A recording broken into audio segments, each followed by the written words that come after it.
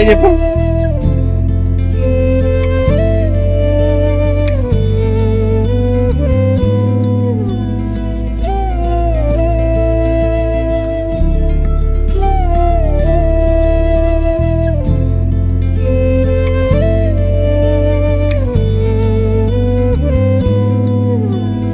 ఎక్కడ పోయిందమ్మా?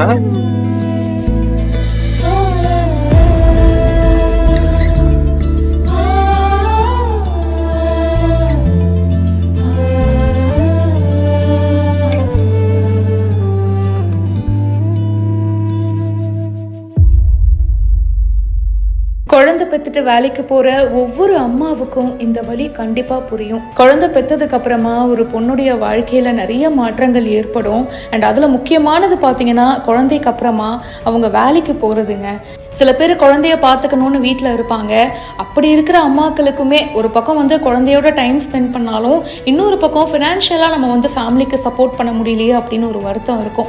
அதே மாதிரி ஒர்க்கிங் உமனுக்கு பார்த்தீங்கன்னா ஒவ்வொரு நாளும் குழந்தைக்கு வந்து பாய் சொல்லிட்டு கிளம்பும் போது அந்த வலி இருக்கு பாருங்க, அதை வார்த்தைகளால் எக்ஸ்பிளைனே பண்ண முடியாது. ஒரு பக்கம் வேலைக்கு போகணும், நம்மளுடைய சம்பளம் தேவை குடும்பத்துக்கு, இன்னொரு பக்கம் குழந்தைய விட்டு இருக்க முடியாது.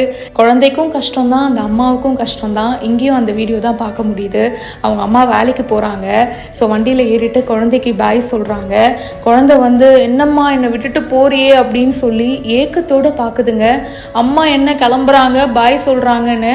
பக்கத்தில் வந்து அவங்க அப்பா டாட்டா சொல்லு அப்படின்னு சொல்கிறாரு. இருந்தாலும் ஒரு ஏக்கத்தோட சோகத்தோடு தான் வந்து அந்த பாய் காட்டுறாங்க. அவங்க அம்மா வேலைக்கு போனதுக்கு அப்புறமா அந்த ரோடு ஏக்கத்தோடு பார்த்து அம்மா அப்படின்னு சொல்லி அந்த குழந்தை கை காட்டுதுங்க. இந்த வீடியோ பார்க்கும்போது கண்டிப்பாக வேலைக்கு போகிற எல்லா அம்மாக்களுடைய கண்களும் பார்த்திங்கன்னா குளமாக இருக்கும். கண்டிப்பாக ஃபீல் பண்ணி எமோஷ்னல் ஆகி அழுதுருப்பாங்க. இந்த வீடியோ இப்போ சோஷியல் மீடியாவில் வைரலாக ஷேர் ஆகிட்டுருக்கு. வேலைக்கு போகிற பல அம்மாக்களுடைய ஹார்ட் பிரேக்கிங்கான ஒரு மொமெண்ட்டே காலையில் கிளம்பும்போது அந்த குழந்தைக்கு பாய் சொல்லிட்டு போகிறோம்லங்க, அதுதாங்க. விவரம் தெரிஞ்சிடுச்சுன்னா குழந்தை பயங்கரமாக அழ ஆரம்பிச்சிடும், அம்மா நம்மளை விட்டு போகிறாங்கன்னு சொல்லி.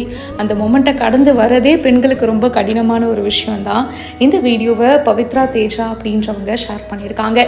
இதை பற்றி உங்களுடைய கருத்து என்ன? நீங்களும் அந்த மாதிரி ஒரு சூழலில் இருந்திருக்கீங்களா? கமெண்ட் பாக்ஸில் மறக்காம பிரியா என் கூட ஷேர் பண்ணுங்கள். மேலும் பல இன்ட்ரெஸ்டிங்கான விஷயத்துக்கு இப்போவே பிஹைண்ட் ரூட்ஸை சப்ஸ்கிரைப் பண்ணுங்கள்.